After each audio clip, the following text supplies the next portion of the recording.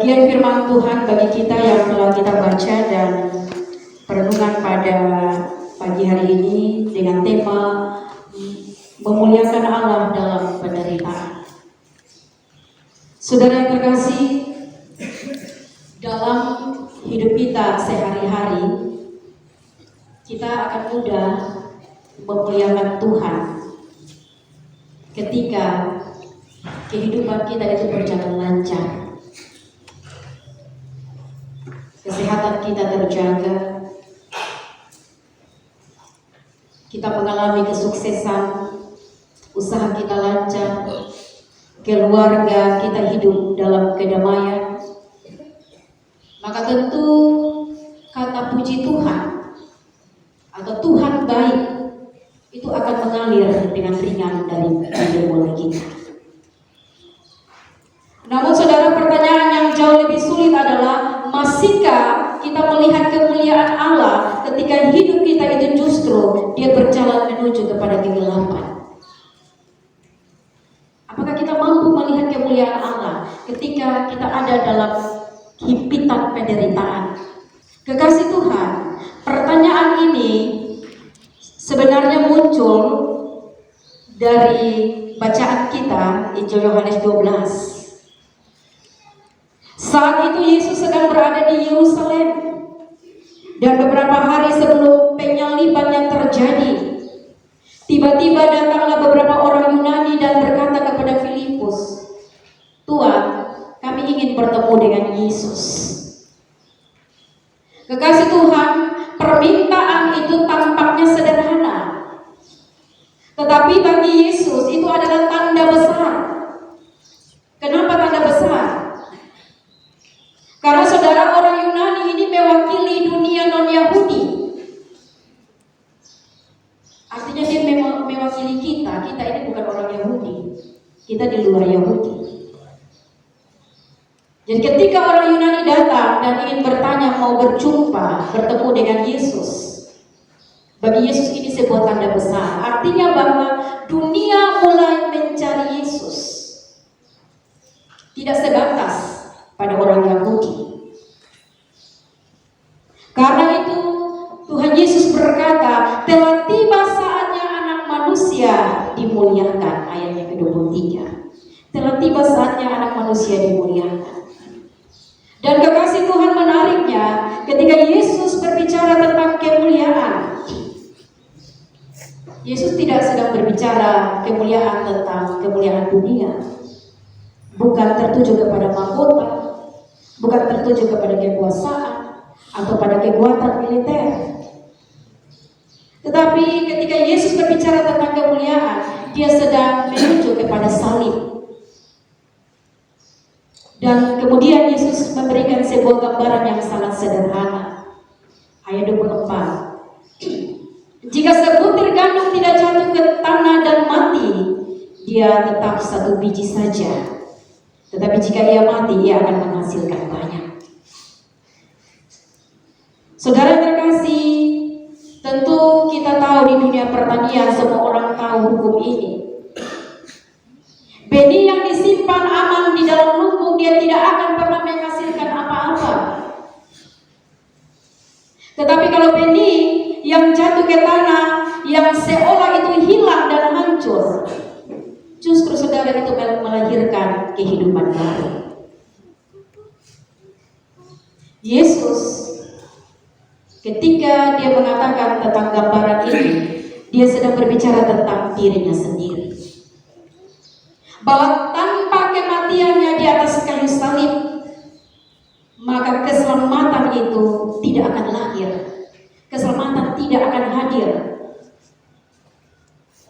Tanpa salib, maka dunia akan tetap tinggal dalam dosa.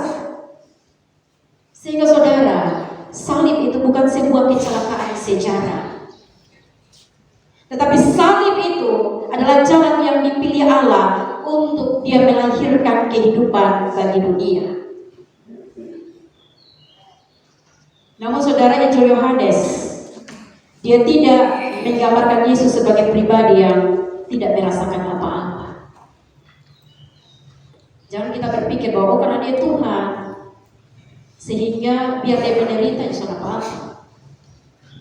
Dia disiksa, dia dicambuk, ditancapkan mahkota duri dalam kepalanya, itu tidak apa-apa karena dia kan Tuhan. Kita jangan lupa bahwa ketika dia meninggalkan kemuliaannya, meninggalkan tahtanya, dia hadir di dunia sebagai manusia sejati. Sehingga saudara, dalam bacaan teks kita menggambarkan tentang Yesus secara manusia, dia merasa bahwa dia menderita, benar-benar menderita. Sehingga dia mengatakan, sekarang jiwaku terharu. Ayatnya ke-27. Artinya saudara, Yesus tahu apa yang menanti dia di depan. Bahwa akan ada pengkhianatan, akan ada pengadilan yang sangat-sangat tidak adil, akan ada siksaan, akan ada kematian yang sangat memalukan. Mati di atas kayu salib itu adalah kematian yang memalukan, kematian yang sangat hina. Secara manusia, Yesus bisa saja berkata, Bapa, selamatkan aku saat ini. Namun saudara, Yesus justru berkata, Bapa, muliakanlah namamu. Saudara, disinilah rahasia salib. Yesus, dia tidak memusatkan hidupnya dengan menghindari penderitaan, melainkan dia tetap taat kepada kehendak Bapa. Karena itu saudara yang terkasih, dari langit terdengar suara, aku telah memuliakannya dan aku akan memuliakannya lagi. Salib yang bagi dunia tampak sebagai kekalahan, tetapi tidak di mata Allah. Saudara, di mata Allah justru salib itu adalah puncak kemuliaan. Yesus kemudian berkata sesuatu yang sangat besar. Yesus bilang, sekarang berlangsung penghakiman atas dunia ini. Sekarang juga penguasa dunia ini akan dilemparkan keluar.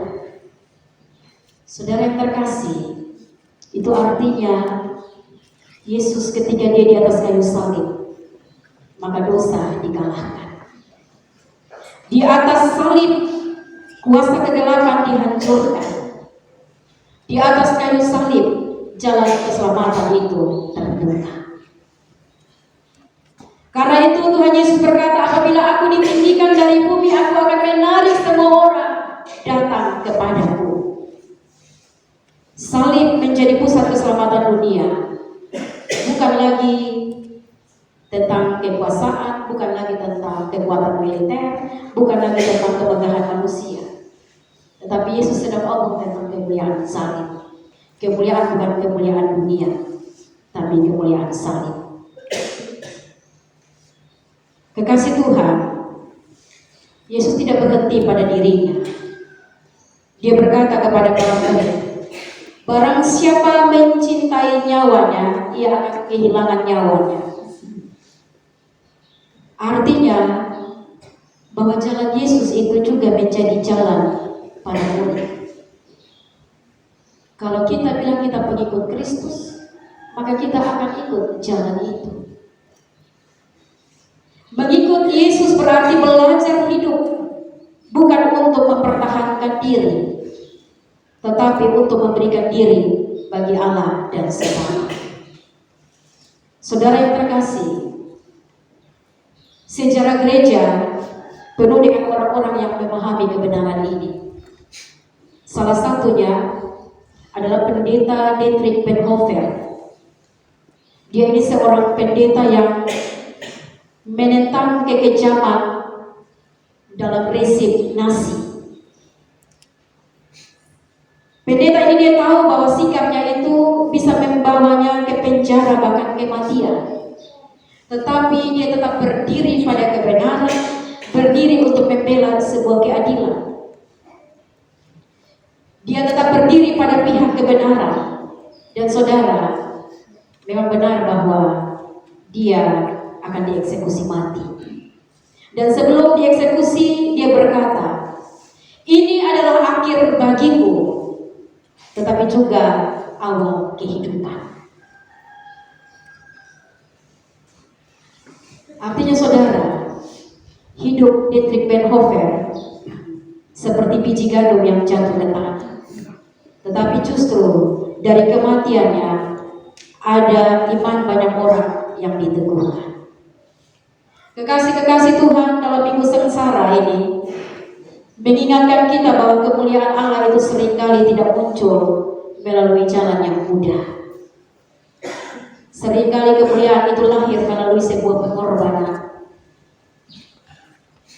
Kita berkorban karena iman percaya kita. Ada banyak hal yang kita alami karena mempertahankan iman percaya kita. Seringkali kemuliaan itu lahir melalui sebuah kesetiaan, lahir melalui sebuah ketaatan di tengah-tengah penderitaan. Tetapi jangan pernah takut saudara. Kabar baik dari Injil mengatakan bahwa saudara dan saya tidak berjalan sendirian. Yesus Kristus telah lebih dahulu berjalan menuju salib. Itu berarti bahwa Dia sudah membuka jalan bagi saudara dan saya. Dan melalui salib itu, Dia menarik kita semua kepadanya. Dia mengampuni dosa saudara dan saya. Dan Dia memberikan kita kehidupan yang baru. Karena itu, ketika kita menghadapi pergumulan hidup,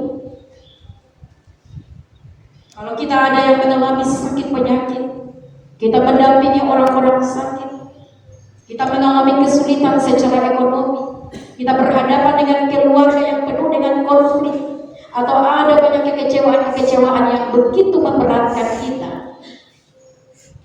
Saudara yang terkasih, mari kita tidak melihat penderitaan itu sebagai sebuah akhir, tetapi mari kita melihat dalam terang salib, bahwa salib Kristus mengingatkan kita bahwa Allah itu dapat melahirkan kehidupan bahkan dari tempat yang paling gelap atau kelam sekalipun. Dan karena Kristus telah dimuliakan melalui salibnya, kita percaya bahwa hidup yang setia kepada Kristus itu tidak akan pernah sia-sia. Saudara yang terkasih, kiranya dalam perjalanan minggu sengsara yang kelima ini, kita semua belajar berkata seperti Yesus, Bapa, muliakanlah nama-Mu. Bagaimana kita memuliakan nama Bapa? Dengan melalui hidup kita, melalui kesetiaan saudara dan saya, melalui bahkan pergumulan kita, bahkan penderitaan yang kita alami. Kita tetap berkata seperti Tuhan Yesus, Bapa, muliakanlah nama-Mu. Tuhan Yesus memberkati kita. Amin.